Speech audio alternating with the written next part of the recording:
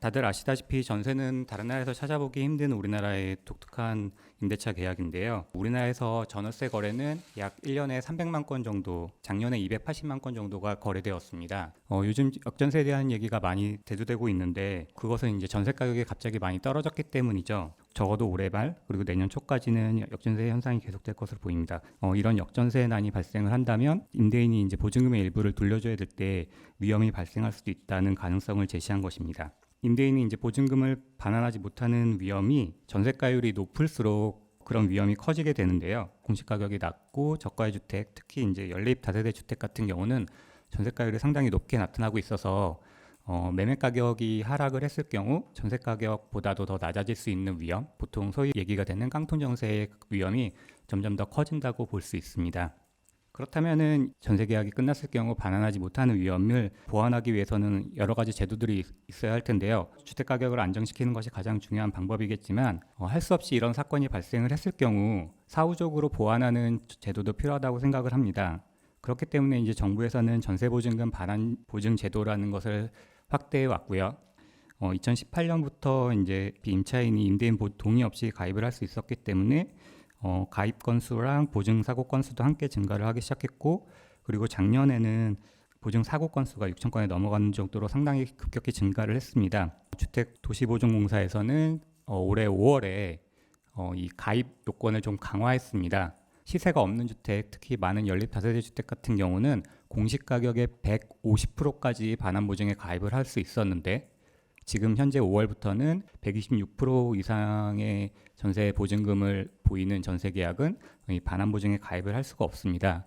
이 전세 보증금 반환 보증의 의의를 생각을 해보면 자신의 전 재산이라고 할 수 있는 이제 전세 보증금 같은 경우가 반환받지 못했을 경우 그것을 사후적으로 이제 보완하는 일종의 안전망 같은 역할을 해주고 있습니다. 가입 요건을 이제 강화를 하면서 사람들을 이제 안전망 밖으로 내모는 것은 옳은 정책은 아니라고 생각을 하고요. 그렇기 때문에 이제 전세보증금 반환 보증을 최대한 많은 계약자에게 제공을 하면서 그럼에도 불구하고 이제 허그가 이제 손실률이 커지다 보니까 그것을 보완할 수 있는 방안들을 이제 말씀을 드릴 텐데요. 첫 번째로 보증료율의 현실화율 그리고 차등화를 들었습니다. 허그에서 제공하는 이제 전세보증금 반환보증 제도의 보증 잔액 대비 손실 사고율이 약 1%에서 1.5% 정도를 보여주고 있습니다. 그런데 현재 지금 허그에서 제공하고 있는 전세보증금 반환보증 보증료율은 0.1%에서 0.15% 정도의 비율을 보여주고 있습니다.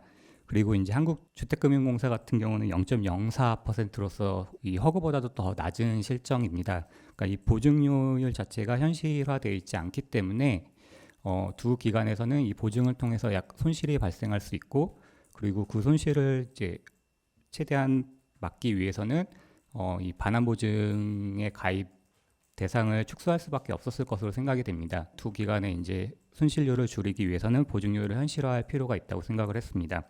그러면 어느 정도로 현실화할 수 있느냐에 대해서 이제 논란이 있을 수 있는데, 반환보증 같은 경우는 추후에 임대인에게 구상권을 청구해서 다시 회수를 할 수 있습니다. 이제 이 회수율에 따라서 실제 손실률이 달라질 텐데요. 그 손실률을 감안을 해서 보증료율을 판단하는 것이 좋아 보이고요. 이렇게 현실화를 함에 있어서 임대보증금 반환보증처럼 주택임대사업자의 신용등급이라든지 여러 가지 상환 능력을 판단을 하면 보증료율을 조금 더 차등화할 수 있을 것으로 보입니다. 그 다음에 두 번째로 제가 말씀드리고 싶은 부분은 이제 전세대출 보증의 축소입니다. 두 가지 차원에서 축소할 필요가 있다고 생각을 합니다. 임차인이 전세대출을 갚지 않았다는 건 임차인이 임대인으로부터 보증금을 반환받지 못했을 가능성이 크거든요. 그렇기 때문에 이 두 가지 보증이 한꺼번에 들어가 있는 약간 중복적인 부분이 있는 것이죠. 그렇기 때문에 전세 대출에 대한 보증은 축소를 하고 반환 보증 위주로 운영을 하는 것이 맞다고 생각을 하고요.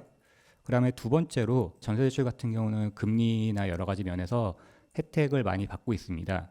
그렇다는 얘기는 임차인 입장에서 전세 대출을 더 많이 받을 유인이 있다는 것이고, 결과적으로 임대가격 상승이라든지 그 다음에 가계부채 상승으로 이어질 수 있기 때문에 전세대출에 대해서는 최소화해서 취약계층 위주로 운영을 할 필요가 있습니다. 최근에 이제 에스크로 논의가 얘기가 되고 있는데요. 이제 전자상 거래를 할 경우 중간에 중개인이 거래를 먼저 하고 구입 금액을 약간 보관을 하고 있다가 전자상거래가 안전하게 이루어졌다고 판단이 됐을 경우 이제 지급을 하는 제도인데요. 이것을 전세 제도에 적용을 해보자면 어떤 제3기관이 전세보증금을 가지고 있다가 나중에 전세 계약이 완료됐을 경우 그 전세보증금 임차인에게 다시 되돌려주는 방식으로 적용을 할 수 있습니다. 하지만 임대인의 입장에서 이 보증금이 제3기관에게 묶여 있다면 전세를 놓을 유인이 없어지게 되는 것이죠. 그렇기 때문에 LTV 정도까지는 임대인에게 전세 보증금이 전부 다 전달이 되도록 하고 LTV 이상에 대해서만 이 에스크로 제도를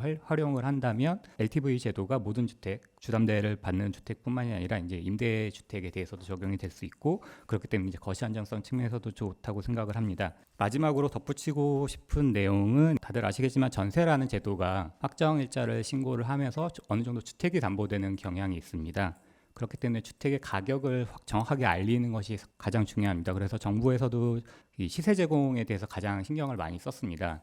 근데 이제 시세라는 게 정확하게 알기 어려운 면이 있기 때문에 공시 가격이라도 최대한 알려서 전세 계약자들이 그런 시세 정보에 대해서 판단을 할 수 있어야 된다고 생각을 하고 그렇다면 이제 이런 역할을 하는 것이 중개인이기 때문에 시세를 명확하게 알리고 임대인의 상환 능력을 판단을 하는 것에 대해서 중개인의 책임과 의무를 강화할 필요가 있다고 생각을 합니다. 이런 부분이 이제 선행이 된다면 더 좋은 전세 제도가 안정적으로 운영될 수 있을 거라고 생각합니다.